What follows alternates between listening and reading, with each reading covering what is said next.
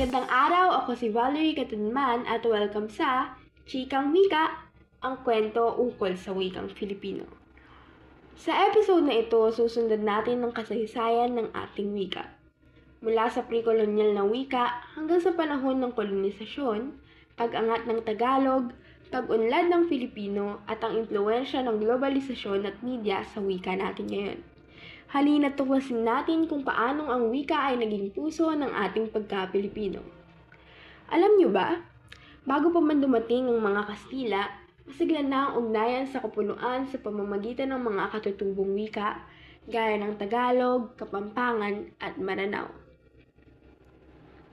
Tinatayang nasa mahigit 175 ang wika sa Pilipinas.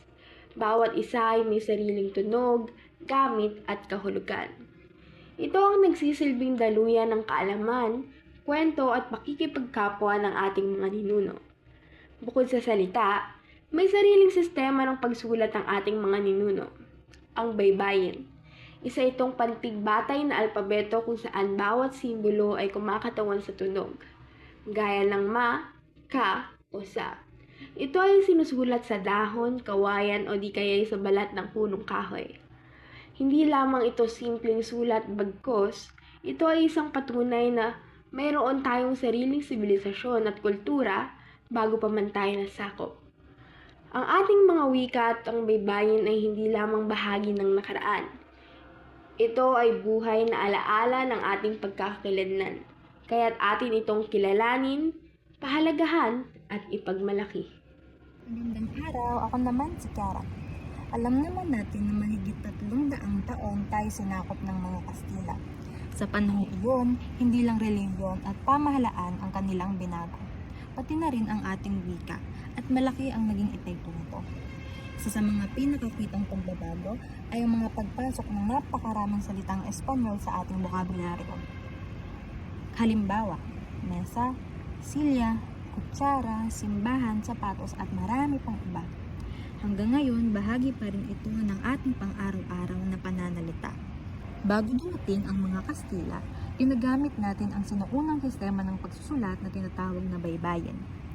Ngunit dahil sa mga misyonaryo at edukasyong ipinakilala ng mga Espanyol, unti-unti itong napalitan ng alpabetong Latin na siyang ginagamit pa rin natin sa kasalukuyan. Kahit hindi naging pangunahing wika ang Espanyol sa Pilipinas, naging wika ito sa simbahan, edukasyon, at pamahalaan noong panahon ng mga Kastila.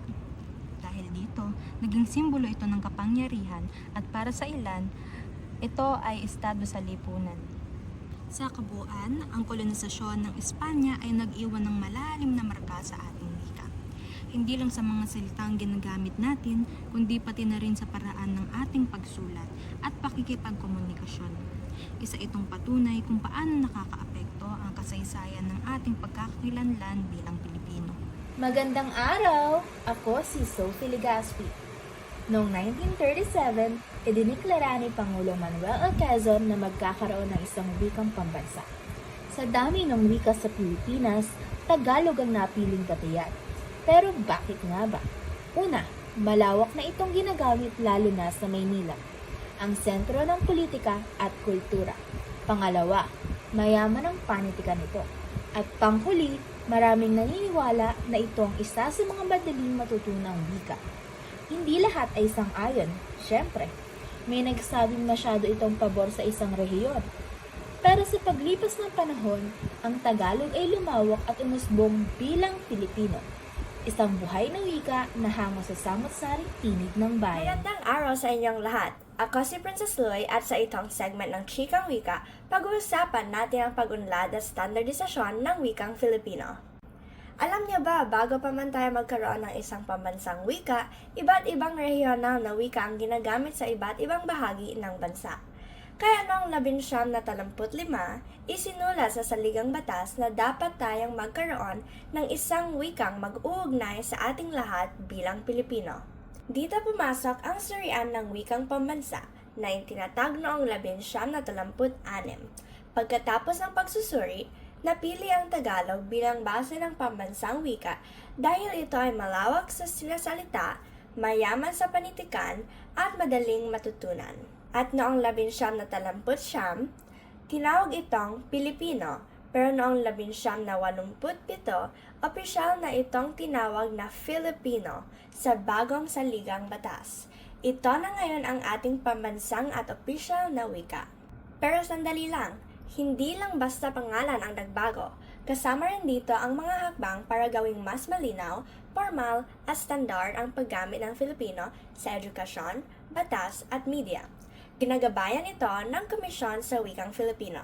Sa panahon ngayon, kahit iba-iba ang ating pinanggalingan at wika sa tahanan, ang Filipino pa rin ang nag-uugnay sa atin. Paalala ito na kahit magkakaiba tayo, iisa pa rin ang ating pagiging Pilipino. Kaya mahalagang pahalagahan, gamitin at ipagmalakihan natin ang wikang Filipino. Magandang araw sa inyong lahat. Ako si Nalifer Ramirez. Pamamagitan ng wika at panitikan na ipapahayag natin ang ating mga saloobin at tradisyon. Dahil ang wika ang nagsisilbing tulay at nagkokonekta sa bawat isa sa atin, mahalaga na pagyamanin natin ito upang mapakinabangan ng mga susunod pang henerasyon. Isa pa sa importanteng tungkulin ng wika ay mas nagkakaroon tayo ng kaalaman sa kasaysayan ng ating bansa na siyang uhubog sa pagkatao natin. At dahil isa ang wika sa nagbibigay identidad sa atin, sikapin nating gamitin, ipagmalaki at pahalagahan ito. Dahil sa ganitong paraan, maipapakita natin ang pagmamahal sa ating bansa at kultura. Muli, ako si Nalifer Ramirez at ito ang Chikang Wika na nagpapaalala na ang wika ay hindi lamang kasangkapan ng komunikasyon, bagkus ito rin ay nagbibigay ng kaalaman at pagkakakilanlan sa bawat isa sa atin. Yun lamang po at maraming salamat sa pakikinig.